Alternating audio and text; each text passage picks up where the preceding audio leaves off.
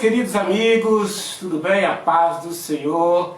Estamos aqui começando mais uma live Hackeando as Escrituras, tá joia? E é um prazer tê-lo conosco aqui. Quero deixar aqui um grande abraço para as pessoas que não assistiram a nossa última live ao vivo, mas que foram lá e assistiram lá a nossa live depois, tá bom? Que Deus te abençoe, te ilumine. Se tiver alguma dúvida, deixa lá no comentário que a gente vai responder você na medida do possível. Antes de mais nada, vamos começar, como sempre, fazendo as nossas orações, clamando ao Senhor Jesus, para que Ele sim possa falar através de nós, desse humilde servo, ao seu coração. Feche seus olhos e vamos falar com Deus. Pai querido, Deus eterno, em nome de Jesus Cristo, que nós te pedimos nesse momento, Senhor Deus, que ao fazermos essa transmissão dessa live, esse estudo de hoje, possa alcançar corações. E como diz a sua promessa, e conhecereis a verdade vos libertará, que pessoas possam ser libertas através desse aprendizado. É o que nós te pedimos em nome de Jesus Cristo. Amém. Então vamos lá. Hoje nós vamos dar um assunto bem interessante. Mas antes eu quero fazer propaganda do próximo tema. No próximo sábado. Qual será o nosso próximo tema? Bom, o nosso próximo tema vai ser esse aí, ó. O plano da redenção. A grande ideia de Deus. Então não perca o próximo tema, porque vai ser fantástico. Vai ser de tirar o fôlego. Hoje nós vamos falar sobre o problema. Sábado que vem vamos falar sobre a solução desse problema, ok? E o tema de hoje nada mais é do que a origem do mal. Esse tema é interessante porque muitas pessoas ficam querendo saber de onde surgiu o pecado, como que tudo isso chegou até nós, por que eu faço parte desse mundo cheio de conflitos, de guerra, de fome, miséria, enfermidades e tantas outras coisas que assolam o mundo. Mateus capítulo 13, versos 24 ao 30, conta a história que nós vamos ler daqui a pouco sobre o que aconteceu no mundo para que nós possamos ter um conhecimento mais aprofundado. A pergunta é, se Deus criou tudo perfeito, por que há tanto sofrimento no mundo? Não é essa a pergunta que está no seu coração? Não só no seu, mas de milhares de pessoas, milhões de pessoas acordam todos os dias com notícias ruins e perguntam, onde está Deus? Por que o mundo está como está? Isso, na verdade, reflete que há um grito de socorro dentro do nosso coração. A verdade é que eu e você já estamos cansados de sofrer. Essa é a verdade. Nós estamos cansados de ver tantas lágrimas, tanta morte, tanta injustiça, tanta miséria, tantas crianças padecendo, sem pai, sem mãe, tantas crianças sem ter o que comer, quantas traições, quantas infidelidades, né? Quantos roubos, principalmente na área religiosa, quantos pastores estão aí em meio à pandemia roubando os seus fiéis. E o que dizer de histórias como essa, que talvez você já tenha visto, de um orfanato que foi incendiado, pegou fogo, destruiu tudo, não matou ninguém, mas ficou completamente destruído pelo fogo, e uma fábrica de cerveja que estava ao lado dela ficou intacta. São coisas que não dá para entender. Como, por exemplo, a história da bala perdida, de uma pessoa que às vezes está dentro de casa, fazendo tudo certinho, e de repente, num tiroteio, ela toma uma bala perdida e morre. E o que dizer de acidentes provocados por pessoas alcoolizadas, que saem do acidente sem sofrer dano algum físico, enquanto a outra parte inocente está completamente destruída, morta? Não é assim o mundo que estamos vivendo? Não é assim o mundo que você vive? Quem é o culpado pela dor? Quem é o responsável por toda essa miséria que está assolando o nosso mundo? Você tem essa pergunta? Então eu quero te dizer uma coisa nesse momento. Se você está em pé, sente. Se você está sentado, aperte o cinto, porque Deus agora vai falar para você quem é o verdadeiro responsável por toda essa dor, por todo esse sofrimento. Em Mateus capítulo 13, eu quero que você abra a sua Bíblia aí, Mateus 13, versículo 24 a 28, nós lemos uma história extraordinária. Estou abrindo a minha Bíblia aqui e espero que você abra a sua aí também. Mateus, capítulo 13, versículo 24. 13, já passei. Achei. Mateus 13, 24, diz assim o texto. Outra parábola lhe propôs, dizendo, o reino dos céus é semelhante a um homem que semeou boa semente no seu campo. Mas, enquanto o homem dormia, veio o inimigo dele, semeou o joio no meio do trigo e retirou-se. E enquanto a erva cresceu, produziu fruto, apareceu também o joio. Então, vindo os seus servos, o dono da casa, e lhes disse, Senhor, não semeaste boa semente no teu campo? De onde, pois, vem o joio? Ele, porém, lhe respondeu, o inimigo fez isso. Mas os servos lhe perguntaram, queres que vamos e arranquemos o joio? Verso 29. Não, replicou ele, para que ao separar o joio, não arranqueis também com ele o trigo. Verso 30. Deixai-os crescer junto até a colheita, e no tempo da colheita direi aos ceifeiros, ajuntai primeiro o joio, atai-o em feixes para ser queimado, mas o trigo recolhei-o no meu celeiro. Que essa história aqui deixa bem claro o que aconteceu no mundo. Jesus conta uma parábola dizendo que um homem, dono de uma fazenda, pegou os seus servos e mandou plantar trigo. Trigo na Bíblia é representado pela boa semente. Trigo na Bíblia é representado pelas coisas boas. Quando Deus criou o mundo, Ele criou um mundo perfeito, bom, assim como o trigo. Mas, em um dado momento à noite, o inimigo veio e semeou joio no meio do trigo.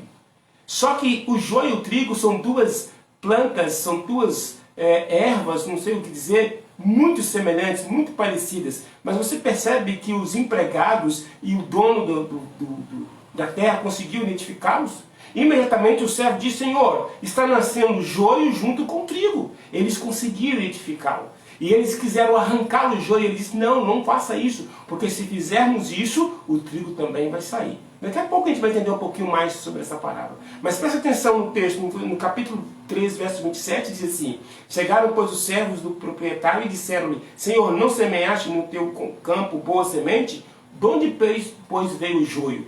Se o trigo está representando bem, é bem provável que, é mais lógico eu falar que o joio está representando mal. Então eu poderia mudar essa pergunta. Digo, se não foi o Senhor não semeaste o bem, de onde, pois, veio o mal? É a pergunta que está no seu coração. E Jesus, no versículo 28, ele deixa bem claro, Mateus 13, 28, ele diz, respondeu-lhe, um inimigo fez isso. Ele disse, o meu inimigo, presta atenção, Jesus está dizendo que ele tem um inimigo. Deus tem um inimigo. E o inimigo plantou joio no meio do trigo. Se o trigo está representando a humanidade, as coisas boas de Deus, quem criou as coisas ruins? O inimigo de Deus. Agora, quem é o inimigo de Deus? Você já teve curiosidade de saber quem é o inimigo de Deus? Bom, eu vou deixar que o próprio Jesus responda a essa pergunta para o seu coração. Veja que Mateus 13, verso 39, ainda falando sobre a parábola, ele diz assim, olha, o inimigo que semeia o joio é o próprio diabo. Olha só, a colheita é o fim dos tempos e os que fazem a colheita são os anjos. Você percebe como é importante nós hackearmos a Bíblia? Olha como que interessante, Jesus está dando uma explicação para a pergunta que está no seu coração.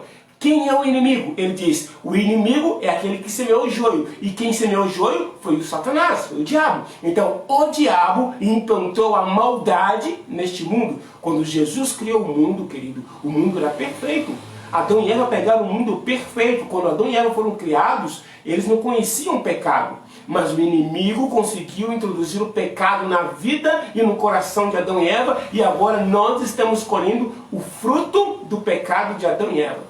Mas Jesus disse que vai ter um fim. E quando é que isso vai acontecer? No fim dos tempos, quando vier a colheita. E os anjos de Deus são aqueles que vão fazer a colheita. Você está vendo essa figura feia aí? Pois é. Quando eu disse para você que o inimigo é o diabo, você com certeza pensou nessa figura. Um bicho feio, horroroso, com um chifre, garras, dentes afiados, um tridente e uma cauda pontuda. É essa a imagem que você tem do inimigo de Deus? Bom, se é essa imagem que você tem do inimigo, você vai levar um choque agora. Porque o inimigo de Deus não tem essa cara. Ele criou essa imagem na mitologia grega para levar você a imaginar que esse aqui é ele. Lógico que quando ele aparecer para você, você não vai ter medo. Porque você vai ter medo dessa figura aqui. Você vai ter medo deste rosto aqui. Mas quando ele realmente aparecer do jeito que ele é, como um Satanás, você não vai ter medo dele. Deixa eu contar uma história de um bandido muito famoso. Ele ficou conhecido por causa da sua estratégia. Qual era a sua estratégia? Ele estava roubando muito, era uma cidade, um vilarejo, talvez uma cidade pequena, e ele estava conseguindo entrar nas casas, arrombando as casas, mas Os proprietários começaram a investir em segurança, começaram a colocar câmera, começaram a colocar portões elétricos, cerca elétrica, começaram a comprar animais, cachorro, para vigiarem a casa, e ficou mais difícil para ele. E ele percebeu o seguinte, falou, está ficando difícil a gente conseguir sobreviver roubando. Então agora eu vou montar uma estratégia. Ele deu um tempo para parar de roubar e espalhou a notícia de que ele havia sido morto por outros bandidos. E proibiu os seus comparsas de entrarem nas casas e roubarem. E o pessoal foi percebendo que, à medida que a notícia ia se espalhando, o pessoal parou de roubar. A princípio, eles falaram, não, é mentira, mas eles perceberam que os caras não estavam mais roubando, não viram nem os caras na rua direito, alguns até começaram a trabalhar, mas aí eles começaram a baixar a guarda, olha, se não tem mais bandido, não precisa mais de segurança, e eles começaram a afrouxar, até que chegou uma época em que eles não estavam mais ligando para a segurança da casa, e aí o bandido falou assim, agora nós vamos entrar nas casas e fazer a limpa de uma mesada só. Queridos, quando os pessoas perceberam, eles foram assaltados e eles perderam tudo novamente. E é assim que o inimigo trabalha. Ele espalhou uma mentira para você achar que ele não existe ou que existe de uma forma diferente para que você não perceba quem realmente é. Se ele não é quem ele diz ser, essa imagem grotesca e feia que nós conhecemos, pergunto, quem é ele e de onde ele é? Qual é a verdadeira cara do inimigo? E de onde ele veio?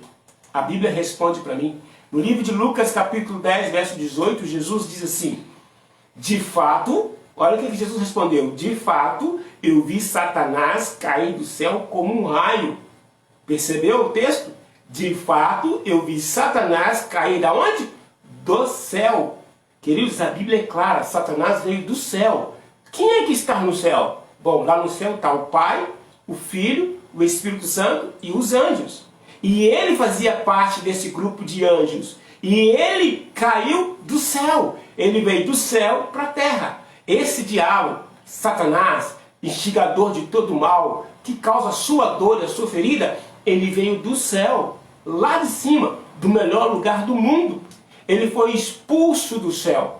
Ele não caiu exatamente no sentido de tropeçar e cair. Na verdade, ele foi expulso do céu. Mas por que ele foi expulso do céu? Vamos aprender um pouquinho.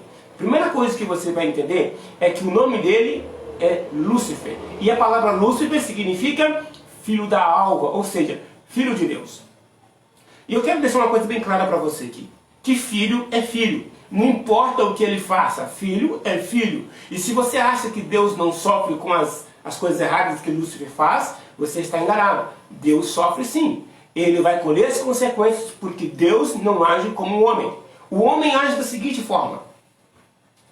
Se eu me envolver em um acidente e eu estiver errado e for preso, os meus pais, você que é pai, vai fazer tudo o possível para tirar o seu filho da cadeia e deixar ele colher as consequências fora da cadeia, certo? Pois é, Deus não trabalha dessa forma. Se depender de Deus, o seu filho fica lá na cadeia e ele colhe as consequências dele lá na cadeia. Se a justiça determinar que ele vai ficar 30 anos preso, Deus vai deixar ele 30 anos preso, porque Deus não trabalha com o coração do homem. Esses 30 anos Deus vai trabalhar no coração dele para mudar ele em uma outra pessoa, mas ele vai passar os 30 anos dele na cadeia. Nós, seres humanos, vamos fazer de tudo para diminuir a pena dos nossos filhos ou até mesmo tirá-lo de lá. Deus não. Deus não nos livra das consequências dos nossos atos. Então Lúcifer, por mais que Deus o ama por ter criado, por ser filho dele, ele vai colher as consequências dos seus atos. E infelizmente, a consequência dos atos de Lúcifer é a morte eterna. Então Lúcifer vai morrer. É isso que a Bíblia deixa para mim, claramente para mim, nas suas Sagradas Escrituras. Se Deus criou tudo perfeito, como é então que surgiu o mal? Como eu disse, o mal veio do céu, do coração de um anjo. Isso mesmo, esse anjo morava no céu, era um anjo, segundo as Escrituras, diferenciado dos outros. Ele tinha uma roupa diferenciada, ele tinha asas diferenciadas, ele tinha um poder diferente dos outros anjos, ele tinha influência sobre os outros anjos. Em Ezequiel capítulo 28, versículo 13 ao 15, eu e você lemos o seguinte sobre esse anjo, que se chamava Lúcifer, filho da alva, e que hoje recebe o nome de Satanás, o diabo. Veja o que Ezequiel fala sobre esse anjo. Ele diz assim, ó, você vivia no Éden, o jardim de Deus, e usava pedras preciosas de todo tipo. Que pedras eram essas? Olha o que o texto diz. Rubis e diamante, topázio, berilo, ônix e jaspe, safiras, esmeraldas e granadas. Você tinha joias de ouro que foram feitas para você no dia em que você foi criado. Perceba, quando Deus criou os anjos, Ele criou os anjos, mas quando Ele foi criar Lúcifer, o filho da alva, Ele preparou algo especial para ele. Ele disse, não, eu vou dar uma roupa especial, porque esse anjo aqui vai ser o cabeça dos outros anjos. Ele vai ser superior aos outros anjos. Em outras palavras, ele era o gerente do céu, o braço direito do Pai, do Filho e do Espírito Santo.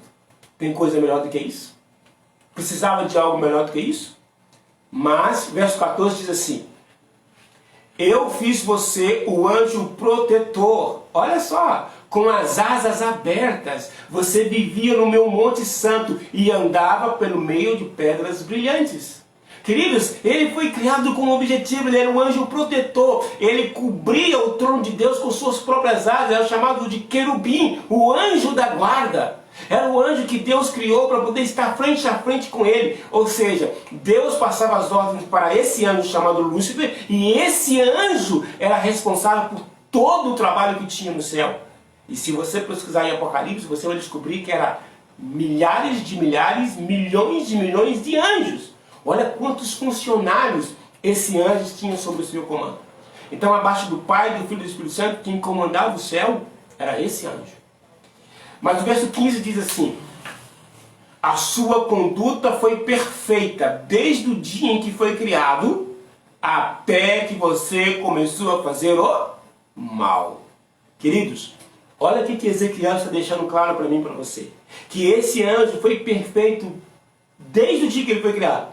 Mas um dia, ele permitiu que o mal entrasse no coração dele. Ele começou a planejar um mal. E sabe, eu não sei dizer o que realmente aconteceu com ele. Ele não estava lá no céu. Mas tenta imaginar um funcionário causando revolução dentro da empresa. Imagine um funcionário desgostoso com a empresa e ele começa a distribuir conversas inadequadas com os funcionários para levar os funcionários a uma rebelião contra o patrão, contra a empresa. Eu imagino que deve ter sido mais ou menos isso. Satanás deve ter começado a espalhar mensagens no coração desses outros anjos para poder causar uma revolta no coração deles contra Deus.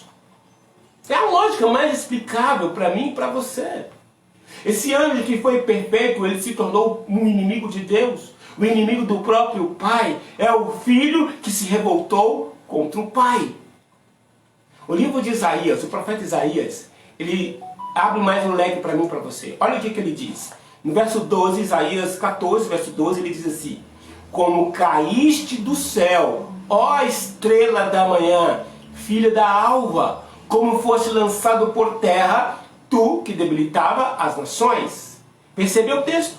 Tu que debilitava as nações. Ele era responsável por todas as nações. Além de ser o comandante do céu, abaixo do Pai, do Filho e do Espírito Santo, todas as nações do mundo todo estariam sob seus comandos.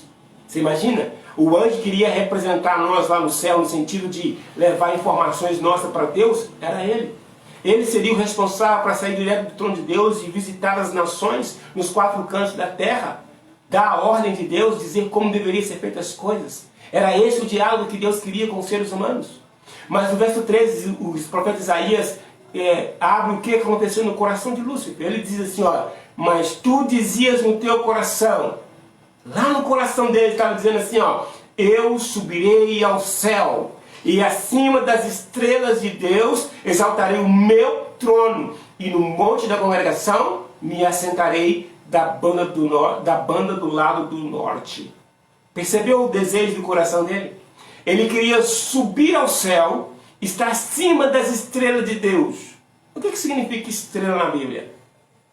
Segundo o livro de Apocalipse, estrela significa mensageiros. E os mensageiros são anjos. Mas ele já estava acima dos anjos. Mas ele queria mais, ele queria acima do trono de Deus. Ou seja, ele queria os atributos de Deus, mas ele não podia, sabe por quê? Porque por mais que ele fosse um anjo especial, ele era um anjo criado, um ser criado. É o mesmo que o seu filho querer que você tome bênção a ele. Não, filho. É o filho que sempre vai tomar bênção ao pai, não importa qual a idade do filho. Se ele tiver com 70 anos e o pai estiver vivo, é ele que tem que tomar bênção para o pai. Sempre vai ser assim.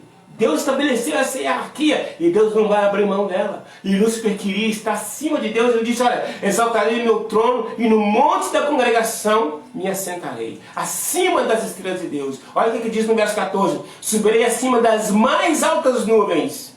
E serei semelhante a quem? Ao Altíssimo. Ser semelhante ao Altíssimo? Deixa eu te dizer uma coisa.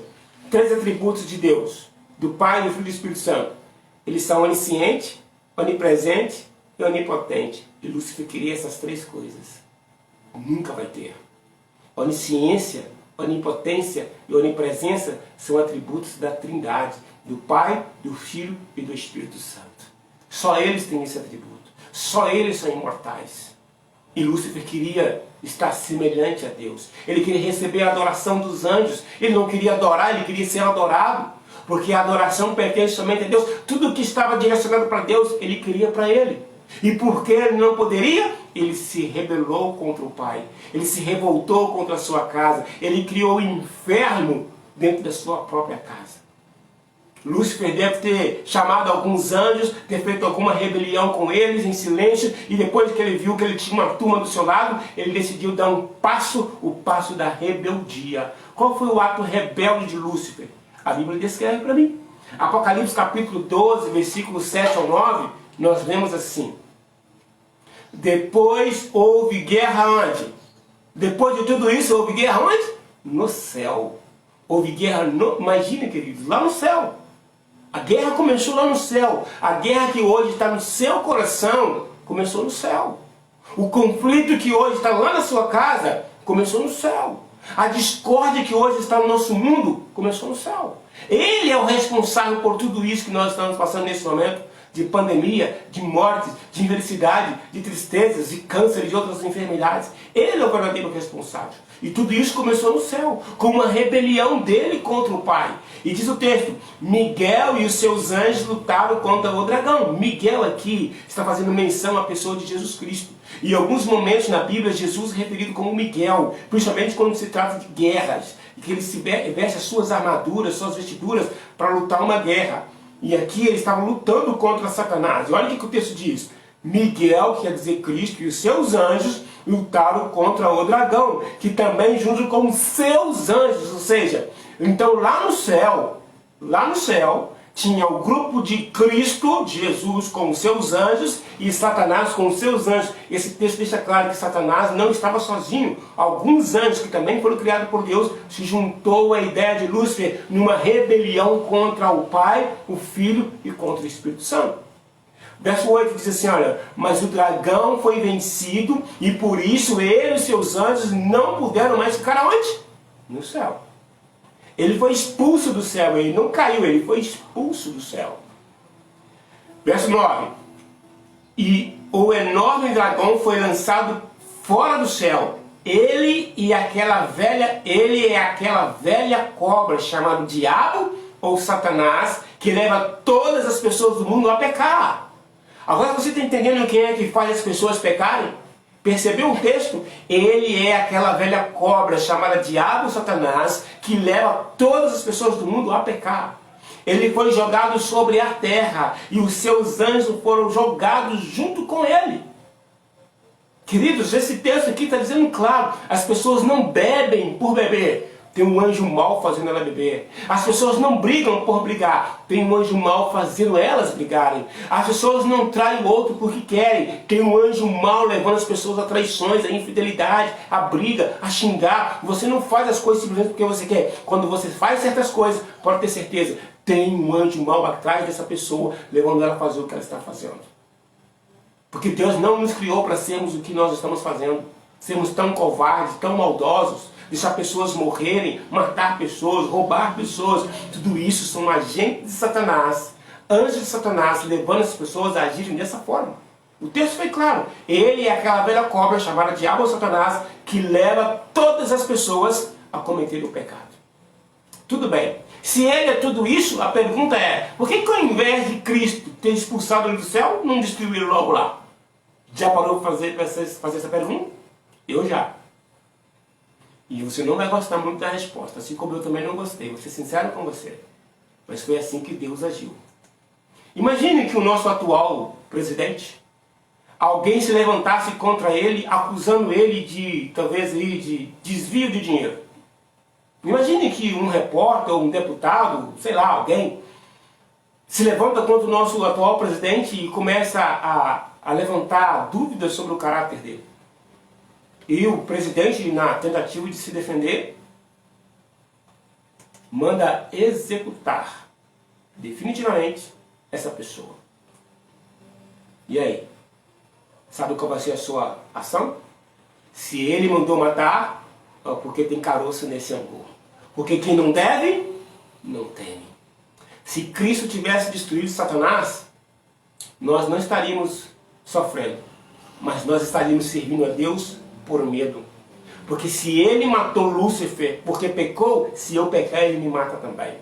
E aí nós não iríamos pecar, não por amor a Cristo, de medo de ser destruído por ele.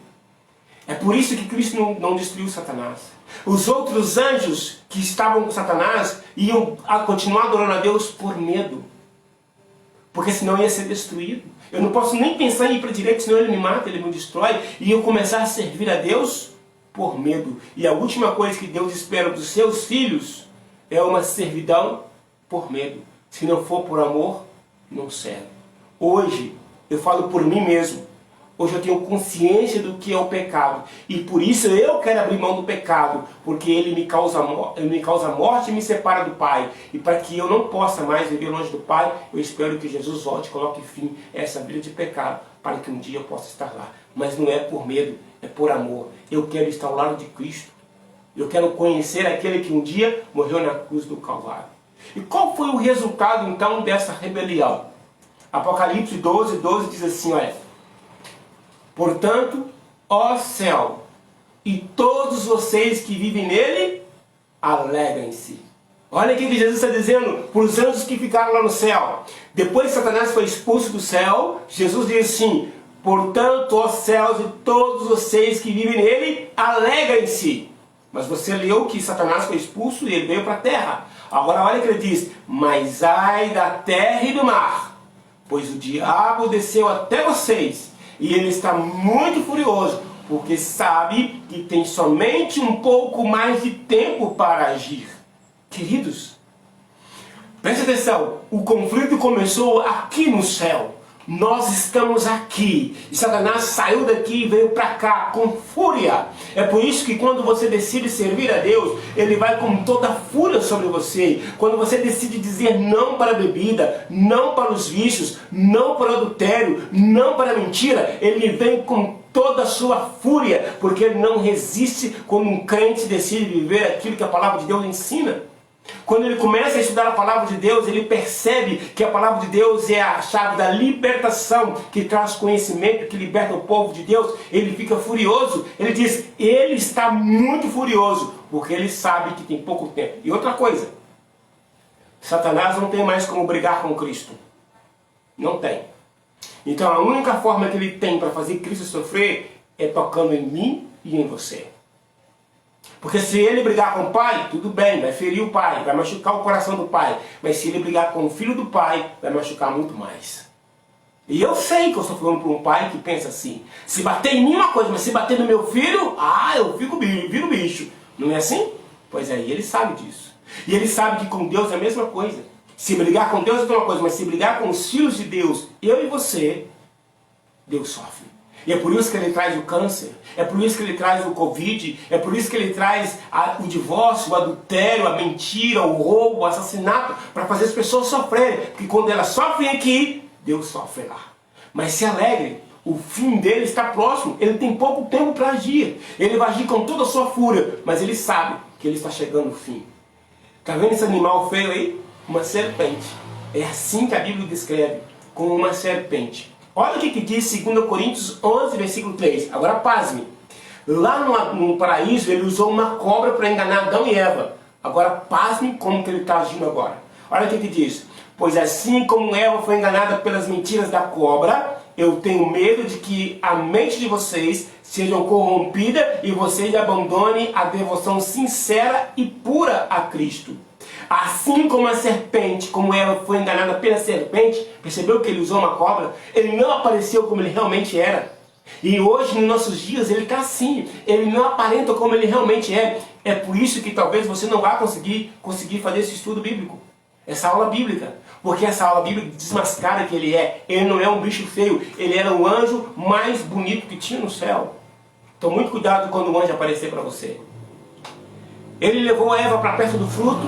Ali, usando uma serpente, ele conversou com Eva, induziu Eva a comer o fruto. Eva comeu o fruto, não tinha nada no fruto, mas era questão de obediência ou desobediência. E uma vez que ele conseguiu introduzir o pecado no coração de Eva, ele espalhou o pecado para a humanidade inteira. Você deve ter ouvido falar sobre o cavalo de Troia, né?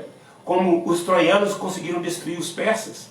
Eles perderam a batalha na beira da praia, então eles deixaram um cavalo lá. E os persas pegaram aquele cavalo de madeira e levaram para dentro da casa, festejaram a noite toda e foram dormir. Já bêbados, sem noção do que estava acontecendo, só que aquele cavalo, na verdade, estava cheio de soldados ali dentro. E lá para meia madrugada, os soldados dos troianos saem de dentro do cavalo e incendeiam a cidade dos persas, causando a ruína dos persas daquele dia. Que tristeza! Assim Satanás conseguiu introduzir o pecado no coração de Eva, assim ele está conseguindo introduzir o erro no coração de muitas pessoas. Como é que ele faz isso? Usando a mesma tática dos troianos. Olha o que diz 2 Coríntios 11, 14. E isso não é de admirar, pois até Satanás pode se disfarçar e ficar parecendo com o que mesmo? Com um anjo de luz. Ah, queridos, e eu sei que você é aquele crente, você é aquela pessoa, tipo assim, todo anjo é bom. Não é não. Nem todo anjo é bom. Nem todo seu amigo é seu amigo. Nem toda pessoa que diz que gosta de você, realmente gosta de você. Queridos, nem todo anjo é de Deus. Lembre-se que houve uma revolta lá em cima, uma briga lá em cima. Anjos de Deus contra anjos de Satanás. Anjo é anjo, só que tem uns que são bons e tem uns que são ruins. E Satanás, para poder enganar você, ele vai se disfarçar em anjo do bem, anjo de luz. Acha que é só ele? Olha o que diz o texto. Portanto, não é nada demais que os servidores dele se disfarçam, apresentando-se como pessoas que fazem o bem. Mas no fim eles receberão exatamente o que as suas ações merecem. Olha, querido, esse texto aqui é chique demais. Presta atenção. O texto está dizendo assim, ó, que Satanás se transforma em anjo do bem. E os seus anjos que foram expulsos com ele se transformam em pessoas que fazem o bem. Para te enganar. Sabe aquela pessoa que chega de mansinho na sua vida, é meu amigo, virou meu amigo e depois te leva para o mau caminho? Pois é. Por trás dele tem um anjo disfarçado. Ele nem sabe que ele está sendo usado pelo diabo. Ele nem sabe que ele está sendo influenciado pelo inimigo de Deus. Mas é exatamente isso. Quantas histórias você conhece de pessoas que dizem assim, ó, eu só fiz isso influenciado por fulano, por ciclano. Eu não queria fazer. Por quê? Porque por trás daquele fulano ciclano tinha um anjo mau ajudando ele a conduzir você para o caminho errado. Quantas moças entraram para o caminho e ficaram grávidas porque a amiga diz, vai lá, é bom, é certo, vai dar certinho, você não vai engravidar não. E hoje quebraram a cara. Quantas pessoas entraram para o mundo da bebida por causa de um amigo. E sabe como é que funciona isso? O diabo é esperto. Ele sabe que se ele aparecer para você e dizer assim, ó, olha, eu estou com uma garrafa de bebida aqui, eu sou o diabo e quero que você beba. Você não bebe, porque o diabo está oferecendo. Mas, se o seu amigo lhe convidar para tomar uma bebida, aí você vai. É por isso que ele se disfarça de pessoas. Pessoas que fazem o bem. Para enganar você, para enganar a mim. Mas na verdade ele é um anjo que se revoltou contra o Pai, foi expulso do céu e hoje está com a sua sentença dada. Ele vai morrer. E ele vai arrastar o máximo de pessoas ao lado dele. E hoje o que ele faz? Usa as igrejas. Isso mesmo. usa igrejas. A Bíblia chama várias vezes a sinagoga de Satanás, igreja de Satanás. Locais onde ele usa pessoas para enganar outras pessoas. Ele usa líderes religiosos para estar enganando as pessoas, manter as pessoas nos erros, com doutrinas erradas, doutrinas falsas, queridos. Se você tiver uma Bíblia na sua casa e não seguir o que a Bíblia ensina, ele sabe que você não vai para o céu. Você até quer ir.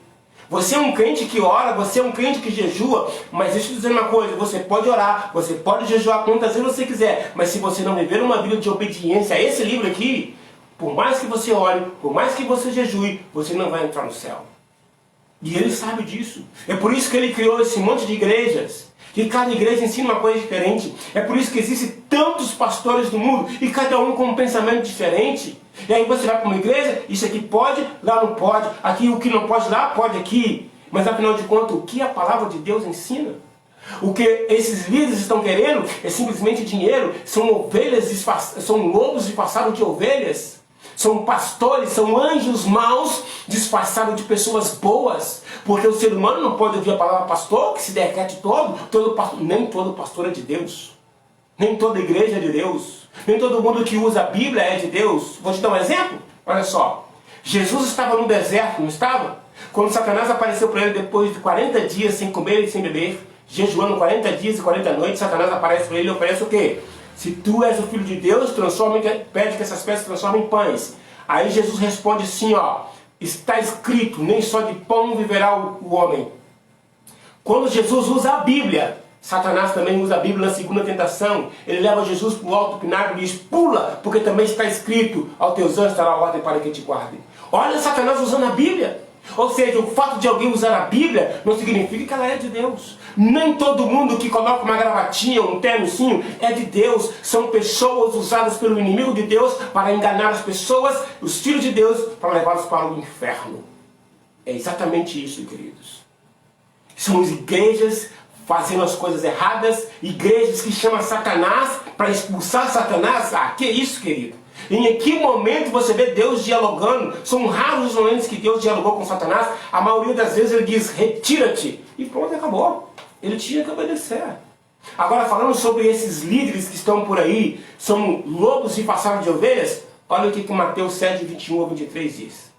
Não é toda pessoa que me chama de Senhor, Senhor, que entrará no reino dos céus, mas somente quem faz a vontade do meu Pai que está nos céus. Entendeu o texto? Nem todo mundo que diz Senhor, Senhor vai morar no céu, mas somente aqueles que fazem a vontade de Deus, que obedecem a palavra de Deus, que ouvem a voz de Deus e seguem a voz de Deus, esses vão entrar no céu. Não porque prega, não porque canta, não porque chama Senhor, Senhor, que vai entrar no céu. E o texto diz mais. Olha o que o texto diz. Quando aquele dia chegar, muitas pessoas vão me dizer, Senhor, Senhor, pelo poder do seu nome anunciamos a mensagem de Deus, pelo seu nome expulsamos demônios e fizemos muitos milagres. Olha aqui, agora está falando para os pastores. Aí você que é pastor, você que é líder de igreja, que fica ensinando doutrina errada, olha o que vai acontecer com você. Quando Jesus voltar, se você não se arrepender dessa vida errada, quando Jesus voltar, você vai dizer para ele assim, ó, Senhor, em teu nome eu expulsei demônio, em seu nome eu preguei o evangelho, em teu nome eu fiz milagres. Mas olha a resposta que Jesus vai te dar. Verso 23. Então eu direi claramente às pessoas, nunca conheci vocês, afastem-se de mim, vós que só fazem o mal. Onde está o mal aqui, querido? O cara pregou o evangelho, fez milagres, expulsou o demônio, tem uma coisa errada aqui? Aparentemente não. Mas quando eu faço tudo isso com a intenção de explorar o povo de Deus, quando eu faço tudo isso simplesmente como um disfarce para enganar o povo de Deus, aí mora o pecado. Agora eu quero falar para você que não é pastor, para de se iludir. De se iludir com quem veste camisa de terno, gravata, fica com Bíblia debaixo. Para de se iludir, porque nem todo mundo que usa a Bíblia pertence a Deus. Satanás e seus anjos usam pessoas para usar a Bíblia para enganar você. Então, muito cuidado. Qual é o jeito que você tem para vencer Satanás? Eu vou dizer para você, mas o primeiro passo é você confiar no que a Bíblia ensina. Leia o texto dentro do contexto. Procure uma igreja correta que se aproxima da verdade de Deus. E os milagres que são feitos nessas igrejas? Olha o que Mateus 24 diz. Porque aparecerão falsos profetas e falsos messias que farão milagres e maravilhas para enganar, se possível, até o povo escolhido de Deus. Então muitas pessoas vão realmente fazer milagres. E em algumas igrejas as pessoas vão entrar com câncer e sair sem ele. Vão entrar com uma dor de cabeça e sair sem ele. Mas isso não significa que essa pessoa está no caminho certo. Porque Satanás ele tem o poder de colocar a enfermidade e de tirar a enfermidade. Muito cuidado com os milagres. Porque o fato de uma igreja fazer milagre não significa que aquela igreja é de Deus. Pode ter pessoas de Deus ali dentro, mas talvez ela não seja de Deus. Então qual é a nossa verdadeira luta? E aqui entra um ditado que eu quero dizer para você, aliás, que é um recado que eu quero dar para você. A sua luta não é o seu marido, não é os teus filhos, não é a tua esposa. Não é o seu vizinho, não é o teu irmão, não é o teu pastor. O seu inimigo não é ele. O seu verdadeiro inimigo chama-se Lúcifer, Satanás. Olha o que diz o texto em Efésios 6:12. Porque não temos que lutar contra a carne e sangue, mas sim contra os principados, contra as potestades, contra os príncipes das trevas desse século, contra as hostes espirituais da maldade nos lugares celestiais. Pai, o teu inimigo não são os teus filhos. O teu inimigo são aqueles que estão por trás deles, levando eles ao pecado. Esposa, marido, o teu inimigo não são os seus cônjuges, são aqueles que estão por trás deles, levando eles ao adultério, levando eles à mentira, levando eles à fornicação, levando eles às coisas erradas. Esses são os inimigos. E o inimigo de Deus só se vence com oração e jejum. Se você está sentindo que o teu cônjuge, que os teus filhos ou os teus pais estão sendo usados pelo inimigo, não adianta brigar com eles. Oração e jejum. Comece a ler a palavra de Deus e obedecer esse livro aqui. Comece a orar e jejuar para você ver se você não vence o diabo. É assim que ele é vencido. O alvo do inimigo, olha só, Apocalipse 12:17. Irou-se o dragão contra a mulher. Mulher na Bíblia, muitas vezes, significa igreja. Igreja. E aqui eu vou dar aqui uma palhinha para você no futuro, tá? Fique esperto. Irou-se o dragão contra a mulher, contra a igreja, e foi fazer guerra com os restos da sua semente. A semente aqui são os membros dessa igreja. E quem são esses membros? Os que guardam os mandamentos de Deus e têm os testemunhos de Jesus Cristo. Você está aí falando que o diabo está te perseguindo? Deixa eu te dizer uma coisa. O alvo do inimigo é a igreja e o povo que obedece os 10 mandamentos dele, de Deus. Se você é um povo que se diz cristão, mas não guarda os mandamentos de Deus, você me desculpa, o diabo não está preocupado com você, porque você já pertence a ele. Quem não pertence a ele é aqueles que procuram viver e guardar os mandamentos de Deus conforme está na Bíblia. Êxodo 20, versículo 1. Dali em diante. Pega o Êxodo 20, leia o Êxodo 20 e pergunta para si mesmo: sou eu o alvo do inimigo ou não?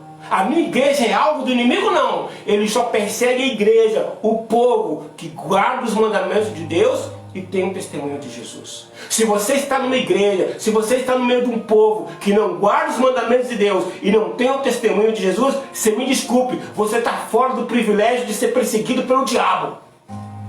Porque ele só vai perseguir os que guardam os mandamentos de Deus e tem um testemunho de Jesus. E eu glorifico o nome de Deus por ter me colocado nesse caminho. Eu sou alvo de Satanás, mas estou indo na direção certa, na direção de Deus.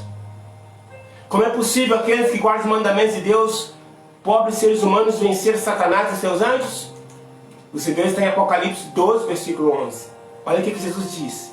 Eles o venceram pelo sangue do Cordeiro e pela palavra do seu testemunho, e não amaram a sua vida até a morte. O segredo para vencer Satanás? O sangue de Jesus. Queridos, ore, jejue, estude a palavra de Deus e permita que o sangue de Jesus caia sobre você e você vencerá Satanás e os seus anjos. Por quê? Porque Deus não desistiu de você. Você é a coisinha mais linda que Ele tem neste mundo. E Ele não abre a ideia de ter um céu sem a sua presença. É por isso que Ele permitiu eu vir aqui, esse humilde homem, vir aqui hoje falar da origem do mal, para você descobrir quem realmente é o seu inimigo, para você parar de brigar com quem não é seu inimigo e mostrar realmente quem é o seu inimigo, para você usar as armas corretas, oração, jejum, estudo da palavra de Deus, para você vencer Satanás e os seus anjos. Sabe de uma coisa? Deixa eu te dar uma boa notícia. Satanás tentou lutar contra Cristo no céu. Perdeu para Jesus. Ele foi derrotado no céu. Mas aí ele veio para a terra. E aqui ele tentou enfrentar Jesus de novo. Lá no deserto. Sabe de uma coisa? Ele saiu de lá derrotado pela segunda vez. Como não tinha mais jeito, ele levou Jesus para a tumba. Tentou matar Jesus. E matou Jesus. Os nossos pecados mataram Jesus. Mas Jesus ressuscitou ao terceiro dia. E quando a tumba se abriu, sabe o que Satanás entendeu? Pela terceira vez, eu fui derrotado. Porém, tem um único lugar que ainda falta Jesus vencer Satanás nesse mundo. Aqui, no seu coração. O conflito que começou lá no céu, hoje é travado dentro do seu coração. Meu filho, meu amigo, minha amiga, responda para si mesmo. Quem é que está sentado no trono da sua vida? Jesus ou Satanás? Não se esqueça, pelos seus frutos o conhecereis. Jesus disse em Provérbios 23, 26, dai-me, filho meu, teu coração, e os teus olhos observem os meus caminhos. Há um Deus hoje clamando para entrar no seu coração. Se você um dia já abriu a porta da sua vida e falou, Jesus, entra, agora é hora de você falar, Deus, permaneça. Mas se você é daqueles que ainda não abriu a porta, você está sendo um instrumento de Satanás para brigar, para discutir, para trair, para matar, roubar, sei lá o que for, Jesus quer entrar no seu coração e fazer de você um novo homem, uma nova mulher. A nossa querida e amiga Cida vai cantar agora. É a sua chance. Deus está dando para você a oportunidade de você clamar a Ele para que Ele possa entrar na sua vida. Então, aonde você estiver agora, vendo esse vídeo, peça perdão para Deus. Fala assim, eu me perdoo por tudo que eu fiz de errado na minha vida. E me ajuda a ter uma vida diferente. Pai querido, me dá uma chance de ser diferente. Eu estou entregando o meu coração nas tuas mãos. Que a letra dessa canção alcance o seu coração e transforme a sua vida em nome de Jesus.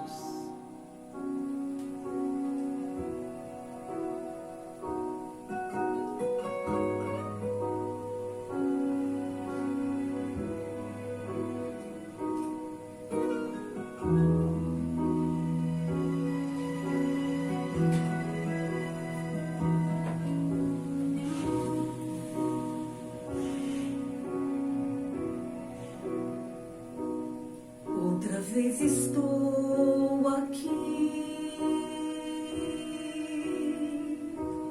para confessar-me a ti. Sei que sabes quem eu sou e quem eu já fui. Sabes o que tenho em mim, lutas que carrego, enfim. Quero só fazer o bem, mas o mal me faz refém. Mais uma vez estou aqui, entrego-me em tuas mãos, desfaze o que sou,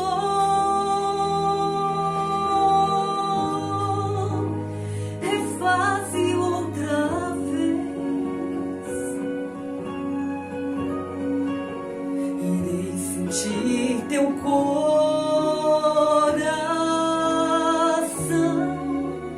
pulsando junto ao meu, que morra o meu eu, reviva Cristo em nós.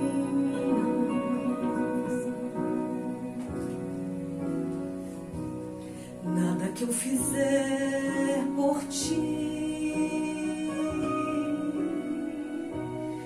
tudo que que eu tentar cumprir toda a lei que eu segui, não me salvará.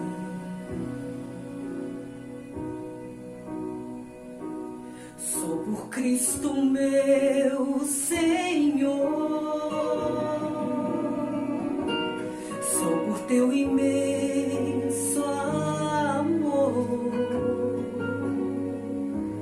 só no sangue que verteu, sigo a Jesus, sou teu, mais uma vez estou aqui, entrego-me em tuas mãos, desfaze o que sou,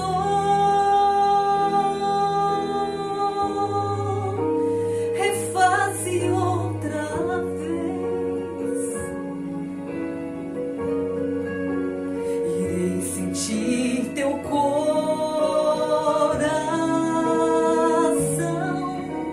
pulsando junto ao meu,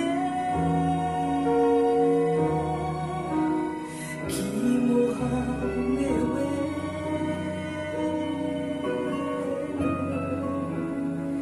reviva Cristo em mim.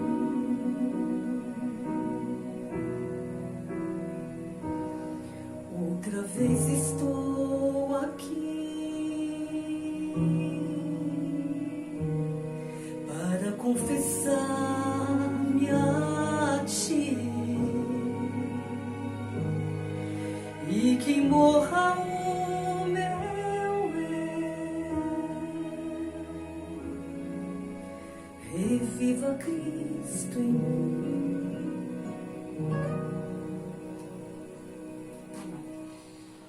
Querido amigo, querida amiga, o único meio de você se livrar das garras do inimigo é se entregando a Jesus, é se rendendo a esse Deus tão amoroso, tão misericordioso e compassivo.